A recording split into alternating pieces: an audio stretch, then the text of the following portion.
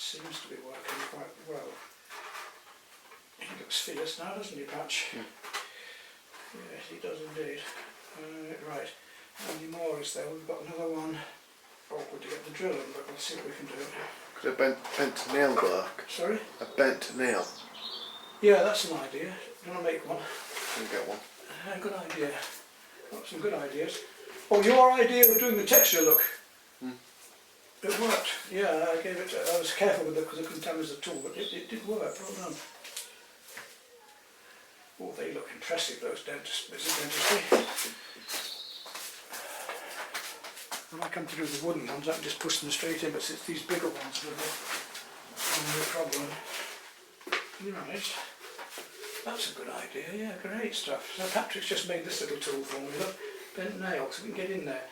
And as I was saying, with taxidermy, it is the mother of invention, because a lot of the things we set up in taxidermy have to be totally invented and set up from our imaginations or ingenuity, which is what Patrick's just done there. Great stuff.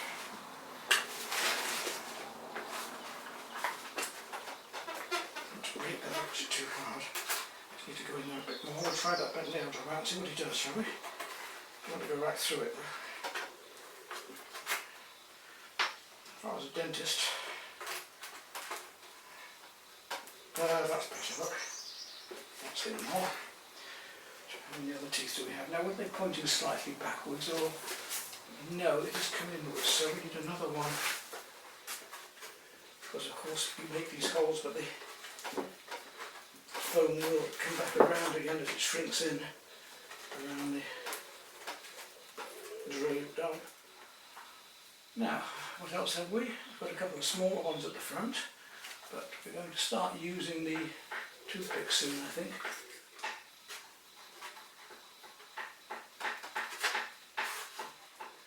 The top ones now. So these little sticks now, we can break them off and push them straight in as they are, hopefully, to get the small teeth going here. Yes, that's ideal look. I'm going to build all of the mouth up with these little cocktail sticks now against the big ones. That's done the top set of dentistry. Let's finish the bottom off. Now, if I was mounting a real Pike on Pike's head, and I would have taken the skull out, cleaned it up, and be using, and emptied all the inside of the mouth and be using the whole of the original teeth and tongue.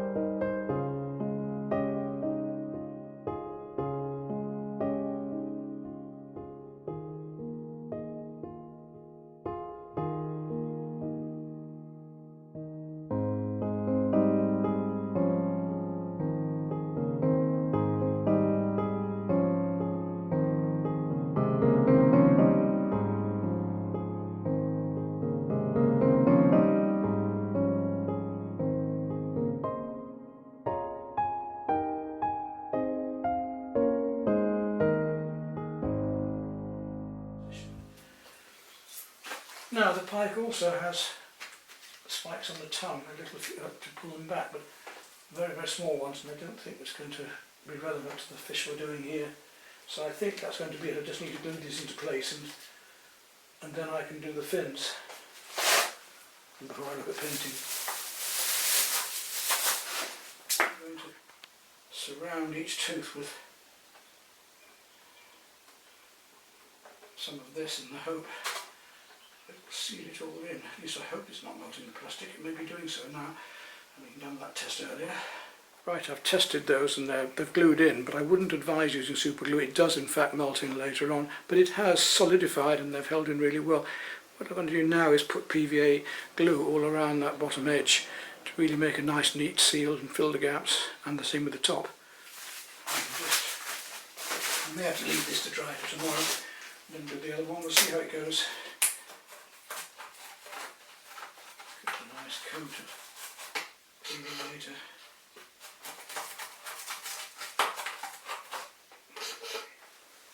Right, we've now got the main body of the Pike done. I've got the slots in ready for the fins, the texturing, the main moulding and shaping is done, even inside the mouth. And what I've just done is to cut a piece of branch and add a piece onto it that will work as a stand, because at this stage I need to be able to work on the whole body without having to hold or move it around, especially when I'm going to start painting. So I've drilled a hole up through here and siliconed that in. But let that dry now, and I did one piece on just to stabilise it, and the next job's going to be to make the fins. I'll just show you the fish all the way round. Right inside the mouth and round, and underneath where I've got the post going in, and that's the branch, round to here. And on the back of it you can see the shape of the pike curving and giving movement. The slots ready for the fins. Right round to here, and the branch down below here. I'm trying to do all of this to scale, so what I want to do next is just check the measurement of the tail coming onto here and do it as a card template first of all, and then I'll cut out the plastic. And I'm thinking about using 2 sheets of the plastic. I'm not sure about one yet. I may be able to silicone 2 together, and then maybe use the hot knife to start getting the serrations in the fins, the veins in the fins as well, the ribs. So I've got to work right through to here and bring that tail out from here to make the length of the pike, which was, I'm looking at the bag, just over 46 inches long, 45, 46 inches, so I've got to measure from there to there first of all. We'll just do that.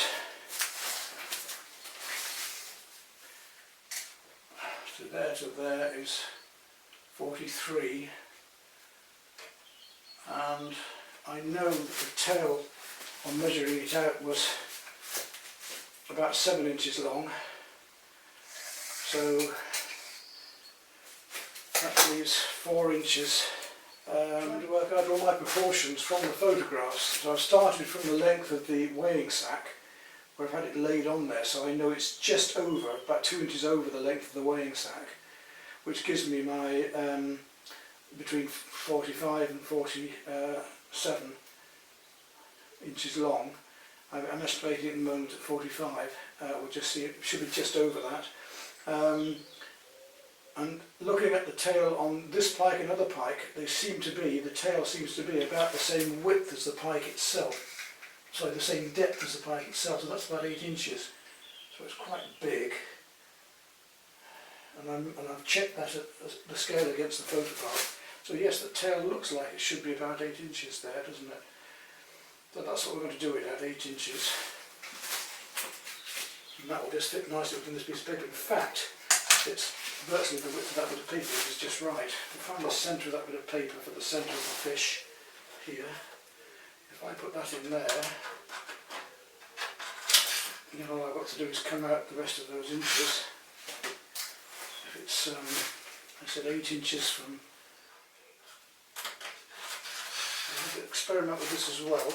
So that's the centre, and the fish is going to need a bit of a wrist to the tail, so I've got to come here and just give a little bit more wrist to that tail there. But it's got to come right out in a curve to there. I may even get a curve on the tail. The tail's becoming this way, so I'm going to have to, when I glue it, I'm going to have to glue 2 pieces together and thicker at this end. And then it's the centre is, make sure that we've got it. Tail's coming down just slightly there, so that there. That should be big enough for that tail, that should be about right. But oh no, I want to come a little bit more from here though. I've got to come up from there, that's what I'm getting wrong. The tail has to come out from here slightly more. Comes up from the wrist there, I've got to build up some filler there. Right, so that's my pike template. Let's look at the angle and see how that's got to be. It looks about right like that, coming almost straight out. So that looks to me to be about right for the tail. Now let's look at the other fins. Seems to be the right measurement for the top fin there. I've got another one for under here. Should it have a larger tail? I mean, that's putting the tail up a bit more. It was that, which is quite nice. weekly a pike at that size would have quite a big tail. I just checked that measurement to see. I've readjusted that tail and just made it a bit taller. I've shortened it a fraction because I want to keep within the length of the pike that I'm actually working on in reality. It's now 45 long. Let's do that fin underneath now. The anal fin needs to come. Now I've got one template. This is why it's so important to do a template first. That anal fin I think needs to come down further, deeper and sharper down here. Let's swap these two over and see how that looks. That's too small.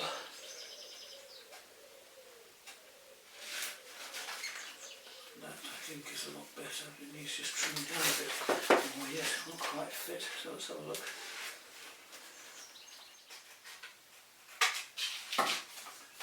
We get it to be looking just right to the artist's eye and to the fisherman's eye.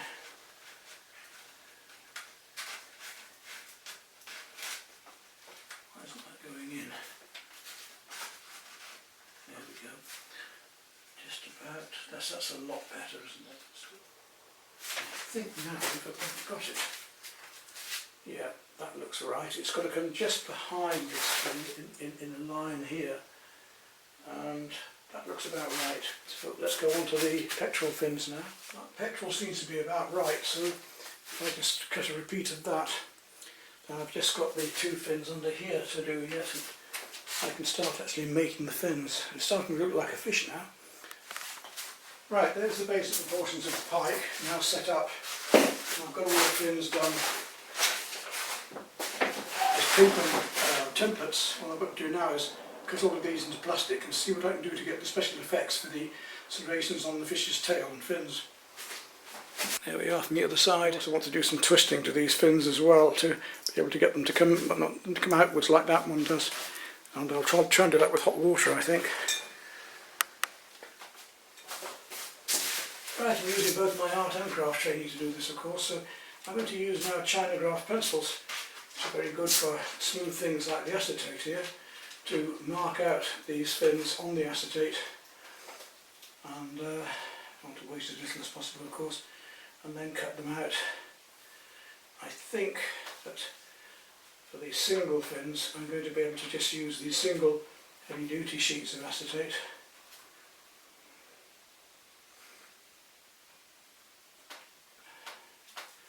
I know that these two fins are the same each side, so I can draw them both onto here, get them both out of one end of this sheet. Not that I want to be penny pinching on this at all. I mean, it's even the piece of foam has cost me over £90, so there's no, I've got to be getting this right, obviously. And once I've drawn that, it should just be a simple matter of cutting out. And like I say, I want to experiment with this yet to see if I can get these serrations in the fins, the ribs of the fins. That's it. I mean, you're not going to see it as a clear piece with the film obviously yet. I've got to tint these and stain them, and I haven't decided what I'm doing with that yet. It may be I use an acrylic ink, it may be possible to spray it with my airbrush paints, but we've got to see. So there we are, that's the first one. Should just fit into there. Will do persuasions, thinner than the card. That will go into there like that, we already know, with a little bit of foam in there just to hold it in place for the moment, and you see how it's going to be. I just want to make some smaller teeth, so I've mixed up some more body filler, and I just want to go in there trying to pull up these teeth off here. Little stipples, and you should be able to get a lovely tooth effect inside here. Just go up the tongue, especially here. Get your hand stuck on that. And that stuff is just starting to go. I need to get it round here. Right, that should have got the teeth as I want them now. You can see inside there, and you can see the texturing I've done, and up inside here as well.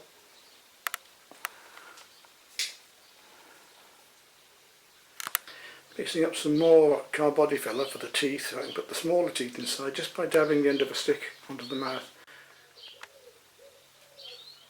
For much finer work, this little burner is very useful, though, but be careful not to put the heat on too high. So we just want to go in and find these sensors very carefully, because it burns it away so quickly. You don't want much of a touch there at all. So very carefully put in these pieces around the gills here, just indicating them, nothing too much.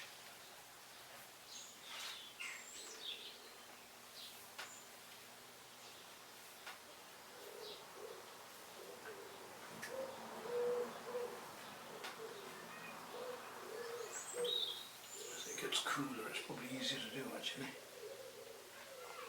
because it's not burning in quite so much.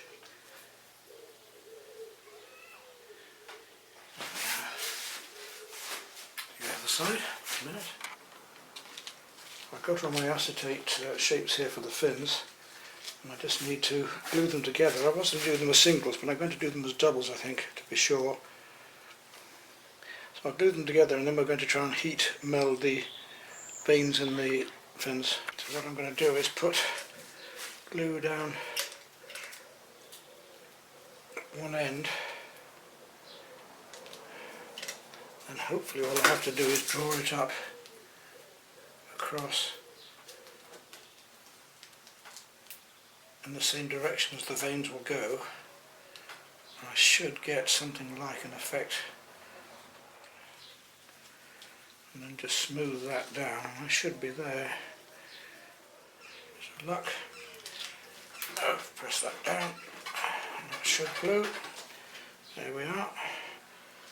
The same on the rest of them. I want them a little bit stronger than just the single sheet of acetate. Letting my fingers do it this way should give me that slight ribbed effect anyway. Don't want too much on it, I feel. Could make it thicker this end, but I don't think it's that necessary. I might just do that.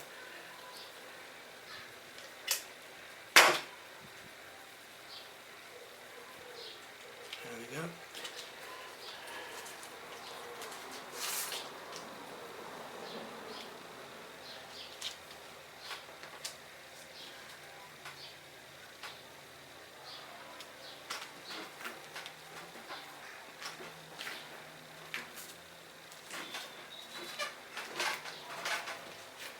Next I've got an idea to make a couple of little rugs just to come out in front of the pike. So we just cut these out as simple as that with a hot knife. And there we are, ready to shape up. Right, so I'm going to start moulding on these ribs into here, if I can get the knife hot enough. Well, there's that tail done. The burn marks won't matter because I'll merge in with the colours anyway. But that's with all the veins put in. I think that should work all right. Well, that's all the fins and the tails made. And I've even curved those fins so that when they fit in the front of this fish, they will work. What I'm thinking of doing next with these is just staining them with some acrylic ink so that they'll be ready to use. And then I can fix them in with some epoxy and just fill with some filler around the joints to give that muscle structure. I've got my colour notes and from some other pike as well. But it's just the fins at the moment that I want, so I'm going to stain those with a yellow at first, a wee touch of red, just to give me a slight orange. I want these to be transparent, so let's see if they will stain the, because I'm not convinced that anything will stain a smooth surface like this, but we'll soon see. Let's see if they will, and then I'll go back in with some greens later, blending in. Let's just see what will happen.